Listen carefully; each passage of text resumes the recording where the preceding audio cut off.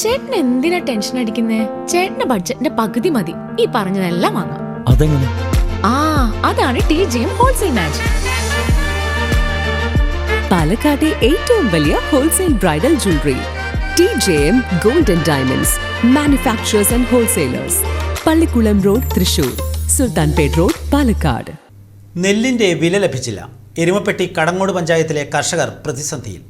പണം നൽകാൻ തയ്യാറാകാത്തതിൽ പ്രതിഷേധിച്ച കർഷകർ എരുമപ്പെട്ടി SBI ബാങ്കിന് മുൻപിൽ നിൽപ്പ് സമരം നടത്തി.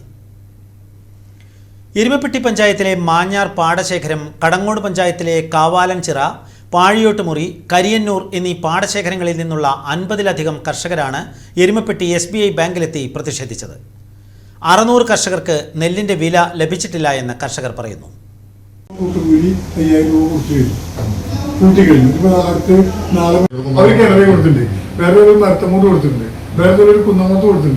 സാധാരണ വന്നിട്ട് നമ്മൾ ബാങ്കിന്റെ ടോപ്പ് മാനേജർ നമുക്ക് വരുന്ന ഒരു ഫോൾട്ട് വന്നത് 600 കർഷകർക്ക് നെല്ലിന്റെ വില ലഭിച്ചിട്ടില്ല എന്ന് കർഷകർ പറയുന്നു. വിവിധ പാടശേഖരങ്ങളിൽ മുണ്ടകൻ നെൽകൃഷി ചെയ്ത് ലഭിച്ച നെല്ല് കർഷകർ സപ്ലൈകോയ്ക്ക് നൽകി മാസങ്ങൾ കഴിഞ്ഞിട്ടും പണം നൽകുവാൻ സർക്കാരുമായി കരാറുള്ള എരുമപ്പെട്ടി SBI ബാങ്ക് തയ്യാറാകുന്നില്ല എന്നാണ് കർഷകരുടെ പരാതി. കർഷകർ സപ്ലൈകോയിൽ നൽകുന്ന നെല്ലിന്റെ വില PRS വഴി കർഷകർക്ക് ലോണായി നൽകുന്നതിന് SBI, കാനറ ബാങ്കുകളാണ് സർക്കാരുമായി കരാറുള്ളത്. ഈ മേഖലയിലെ ഭൂരിഭാഗം കർഷകരും SBI എരുമപ്പെട്ടി ശാഖയുടെ പേര് നൽകിയാണ് സപ്ലൈകോയ്ക്ക് നെല്ല് നൽകിയത്. ഇത്തരത്തിൽ 600 കർഷകർക്ക് എരുമപ്പെട്ടി ശാഖ വഴി പണം ലഭിക്കേണ്ടതുണ്ട്. കഴിഞ്ഞ ഫെബ്രുവരി 21 വരെ ഏകദേശം 165 കർഷകർക്ക് ബാങ്ക് ലോണായി പണം നൽകിയെന്നും അതിനുശേഷം മുന്നറിയിപ്പില്ലാതെ ബാങ്ക് കർഷകർക്ക് പണം നൽകുന്നത് നിർത്തിവെക്കുകയായിരുന്നുവെന്നും ഭൂരിഭാഗം പേർക്കും പണം ലഭിക്കുന്നില്ലെന്നും കർഷകർ പരാതിപ്പെട്ടു. മണ്ണാർപ്പാടം പാടശേഖരത്തിലെ കർഷകരാണ് ഞങ്ങൾക്ക് കഴിഞ്ഞ മുണ്ടകൻ കൃഷിയുടെ നെല്ല് കൊടുത്തതിൻ്റെ വില സ്റ്റേറ്റ് ബാങ്ക് ഓഫ് ഇന്ത്യയുടെ എരുമപ്പെട്ടി ബ്രാഞ്ചിൽ നിന്നാണ് ലഭിക്കേണ്ടത്. 2 മാസത്തിലധികമായി ഞങ്ങൾ PRS അവിടെ സബ്മിറ്റ് ചെയ്തത്. ഇതുവരെയും ആ നെല്ലിൻ്റെ വില ഞങ്ങൾക്ക് ലഭിച്ചിട്ടില്ല. നെല്ലിന് വില ലഭിക്കാത്തതുമായി ബന്ധപ്പെട്ട് പലപ്പോഴും കർഷകർ ഇങ്ങനെ സ്ഥിരമായി ഇവിടെ വന്ന് ചോദിക്കുമ്പോൾ പല കാരണങ്ങൾ പറഞ്ഞ് ആ വില കിട്ടാതെ വന്ന് എല്ലാവരും വളരെ ബുദ്ധിമുട്ടിലാണ്. അപ്പോൾ ആ നെല്ലിൻ്റെ വില കിട്ടണമെന്ന് ആവശ്യപ്പെട്ടുകൊണ്ട് എല്ലാവരും കൂട്ടമായി വന്ന് മാനേജറെ കണ്ട് സംസാരിക്കാനാണ് ഇന്നിവിടെ വന്നത്.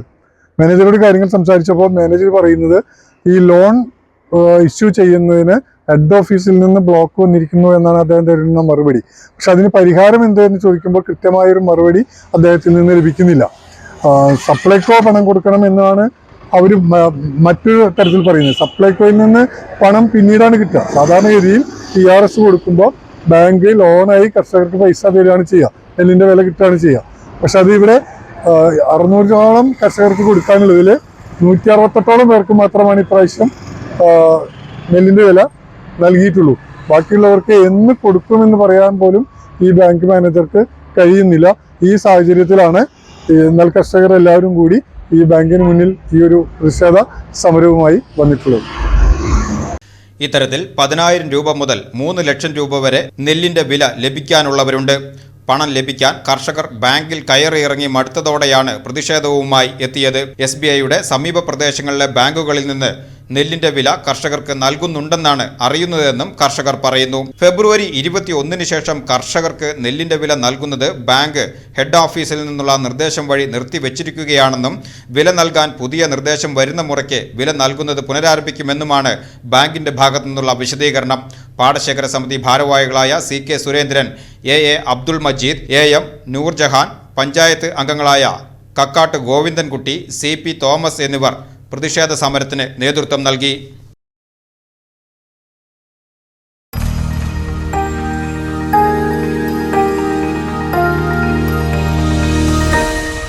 You are watching VCV News.